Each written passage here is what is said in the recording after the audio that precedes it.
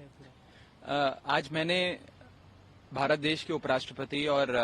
राज्यसभा के आदरणीय सभापति जी को एक चिट्ठी लिखकर, एक पत्र लिखकर साफ तौर पर यह बात रखी है कि दिल्ली सरकार की शक्तियां छीनने वाला जो अध्यादेश केंद्र सरकार लाई है, उसे संसद में पेश करना, उसका इंट्रोडक्शन नाजायज है, अनुचित है, इम्परमिसिबल है। 11 मई 2023 को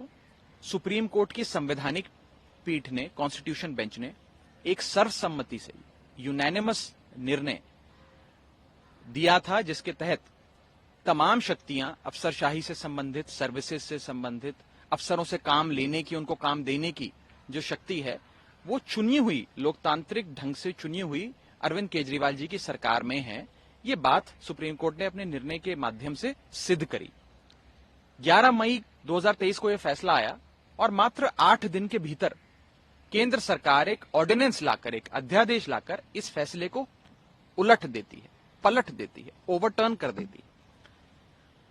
इस अध्यादेश को अब राज्यसभा में इंट्रोड्यूस करने की कवायद केंद्र सरकार द्वारा की जा रही है कि राज्यसभा से और लोकसभा से इस पे मोहर लगवाकर इसे कानून के रूप में तब्दील कर दिया जाए। इसे देश की संसद में पेश करना, इसे इंट्रोड्यूस करना गैर कानूनी होगा, इम्परमिसिबल होगा, नाजायज होगा, और इसके 3 मुख्य कारण हैं जो आज मैंने एक चिट्ठी के माध्यम से माननीय सभापति महोदय को, चेयरमैन साहब को राज्यसभा के बताए हैं। पहला कारण यह है कि किसी भी सुप्रीम कोर्ट के निर्णय को बदलने के लिए या उसे ओवरटर्न करने के लिए जो आधार है उस सुप्रीम कोर्ट के निर्णय का, उस आधार को बदलना पड़ता है। अगर आप आधार नहीं बदलेंगे और मात्र एक अध्यादेश लाकर सुप्रीम कोर्ट के फैसले को पलटने का प्रयास करेंगे तो वो गैर कानूनी ठहराया जाता है। No law can nullify a supreme court judgment without changing the basis of the supreme court judgment. ये मेरा पहला पॉइंट था, पहला बिंदु।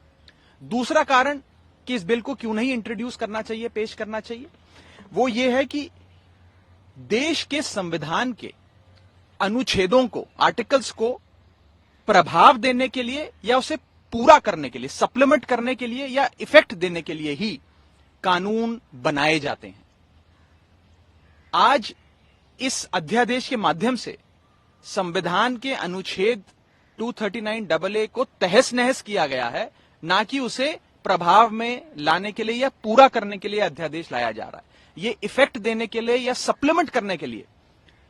संविधान के आर्टिकल 239AA को नहीं लाया गया कानून। ये कानून उस अनुच्छेद की धज्जियां उड़ा देता है और संविधान का जो असल लेटर एंड स्पिरिट है उसे तार तार करता है। ये दूसरा कारण है कि क्यों नहीं इस प्रकार का कानून संसद के भीतर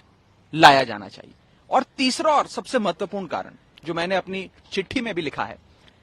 कि क्योंकि अब यह नया अध्यादेश भी सुप्रीम कोर्ट के विचाराधीन है, सुप्रीम कोर्ट ने इस पे कार्रवाई करने के लिए फिर से एक 5 जजों की संवैधानिक पीठ का गठन कर दिया है और ये 5 जजों की कॉन्स्टिट्यूशन बेंच अब इसकी वैधता, इसकी संवैधानिक है कि नहीं है, इस पर गहन चर्चा कर बहस कर अपना निर्णय देगी। तो जब ये मसला जब तक सुप्रीम कोर्ट के विचाराधीन है, सब जुडिस है, तब तक उसे संसद में नहीं पेश करना चाहिए और उस पर किसी प्रकार की बहस या वोटिंग नहीं होनी चाहिए। ये जो पूरा लेजिस्लेटिव एक्सरसाइज करने का प्रयास, एक विधेयी कार्रवाई करने का प्रयास केंद्र सरकार कर रही है, ये पार्लियामेंट के, राज्यसभा के अधिकार क्षेत्र के बाहर है, अधिकार क्षेत्र में नहीं आता, क्योंकि ये कानून ही पूरे तरीके से गैर कानूनी और असंवैधानिक है। ये 3 कारण बताते हुए मैंने चेयरमैन साहब से विनती करी है कि इस कानून को विड्रॉ करें, इसे कतई भी इंट्रोड्यूस ना होने दें, पेश ना होने दें, और केंद्र सरकार को यह हिदायत दें कि इस प्रकार के गैर कानूनी अध्यादेश या गैर कानूनी बिल्स पार्लियामेंट के भीतर नहीं आने चाहिए। फ्राइडे को हमने